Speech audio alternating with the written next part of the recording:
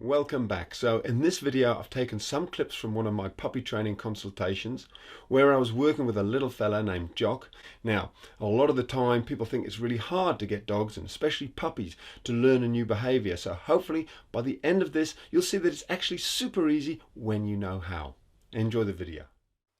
So this is little Jock. He's a tiny little 9-week-old puppy. He hasn't done any training on the leash or walking at all, and so this is his first attempt ever. And all I'm doing is using a tiny little piece of food and I'm sticking it on the end of his nose, and as you can see I'm not using a leash at this stage. Stick it on his nose, pat our thigh, Jock, woof, good boy, good boy, good boy, good boy, good boy, good boy, good boy, good boy. So what I'm really doing is I'm motivating him with food. I'm using a high-pitched voice so he associates it with my word, and an action. So here's the hand action. Jock, walk, good boy, good boy, good boy. Good. Now you may be thinking, what's that funny clucking, squawking noise I'm making? But that high-pitched voice, fast, repetitious sort of noises, it really does encourage the dog and get them moving. It really does work. Good boy, Jock, Jock, Jock, walk, walk, walk, walk, walk, good boy, good boy, good boy, good boy, good boy, good boy, good boy. So you can see I'm almost starting to get bored. Starting to get really excited and silly. So that's stage one, where we're using food but no leash, no lead. And this is where it gets amazing. We're moving to stage two now. I'm just creating a very simple loop, and I'm going to pop that over his head. And before he even realizes something's on him, we're going to do exactly the same thing, and he won't even notice. Oh, good boy, good boy, good boy, good boy, good boy, good boy, good boy, good boy. Treat. Now notice how short a distance I'm actually making Jock walk. It's only about 2 yards. You've got to be very sensitive with your puppy at this stage. Give them a little bit of a breather. Really use the food to tempt them along. Good boy, Jock. Very good boy. So again, I'm using loads of energy there. I'm only asking him to do a couple of yards. The worst thing you can do is keep pushing him too far until he gets a bit bored. You can see here he's got a little bit of an itch. So you just make it easy for you. Make it easy for him. And keep putting that food back on his nose. It's the food which is motivating your dog at this stage. You're needing to make it a positive experience. So, if he's got a little itch like he has here again, just let him itch it out. Make it easy, and then always give him the rewards. Early on you want to be using rewards all the time, and then I'm taking the leash off because I want to quit whilst we're ahead. Now there's a bit of wind interference here, so I'll just voice over this bit. But all I'm saying is you want to take this off him before he gets stressed with the sort of leash around his neck, so that he then starts to associate with a positive look. I put it back on him and he thinks, oh, we're doing more of that great training where I get a little treat.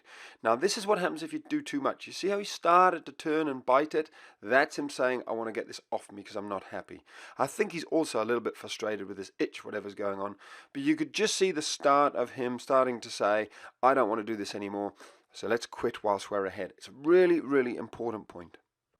Now, a common question I get asked regarding this sort of training is how much should we do? And a ballpark figure is lots of short little intervals. So, for example, you're much better off doing sort of 5 or 6 1-minute sort of training sessions rather than one big 10-minute session. 10 minutes is going to be way, way, way too much for a puppy of this age. And if we just run through what we did, we started off, remember, with Jock just being encouraged to follow us by patting our thigh and using food treats. So that was the first stage. Then we did the same with a leash on him. So we patted our thigh, put food right next to his nose, so the food is actually like a lure. And then the third stage was no leash, and we're just patting our thigh here. He's actually following us. The food's not right by his nose anymore. So he's really come on a long way, and they're the 3 sort of key stages really of developing a really good walk. So there you go. Hopefully that's helped you with training your puppy to walk by your side. Now here's some clips from a much larger video of Jock's training, which is inside my site. It's just some clips of him basically socializing with my dogs. This is Peanut here. And as you can see, having a little puppy learn to socialize with big dogs is not always a bad thing. In fact, it can be fantastic, especially if you've got a confident wee puppy like little Jock here. So he's going to get corrected a couple of times. He's going to be learning the rules. Basically, don't try and steal the ball from Inca. She's my 8-year-old little whippety dog. This is a Jack. He's a 1.5-year-old Catahoula cross. He's a very confident boy. And as you can see, Jock immediately knows how to play the submissive role. Absolutely fantastic. They actually get on really, really well. Jack is almost like the big brother to him, looking after him and showing him the ropes. Okay, so I want to show you one more thing before we finish. It's basically the two different ways my dogs tell Jock to leave the ball. First of all, Inca, very verbal, very loud, and sounds scary. Look here. Then, Jack. nice. So let me slow this right down and zoom in. There's absolutely nothing to worry about with this dog Inca. She makes a lot of noise, but watch her teeth here. That's all she's done. She's just moved ahead towards little Jock and made that very guttural growl noise, which, yes, is scary, but it's nothing. Jock gets the message. He knows it just means stay away. Training. That's being told. When I'm playing with a ball, don't try and take it. You see how the big dog's a little bit more subtle, a little bit gentler. Compare that to Peanut's approach. If you watch her right paw here, it goes out into the nose of little Jock, something you wouldn't even notice unless it was pointed out. Very, very subtle. So there's just a few clips from Jock's puppy training. Do get your puppy socialized as early as possible, and you can use larger, older dogs if they're well trained and well behaved. And as you can see from little Jock, he hasn't been bothered at all by the growling that he received. There was no intention to hurt him.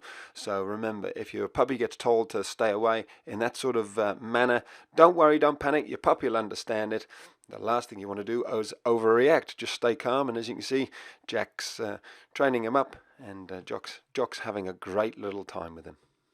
So there you go, some simple tips on getting your puppy to learn to walk next to your side. Basically start without a leash, just use food, develop your high-pitched little voice, and pat your thigh, give them that verbal cue. And of course, always remember, keep it simple and quick whilst you're ahead. Basically do lots of little sessions rather than one big long training session. So how cute was that? Now, if you've got a new puppy, or if you enjoyed that short clip, then you'll be very pleased to know that I've actually captured on video the raising of one of my puppies called Moses from 8 weeks of age right through to 8 months old, and I've created a complete step-by-step puppy training program called Project Moses. If you're interested, then I'll let you know where you can find out more about it at the end of this series. Tomorrow we're looking at something completely different, dog aggression. So make a mental note of that, have a great day, and let's catch up.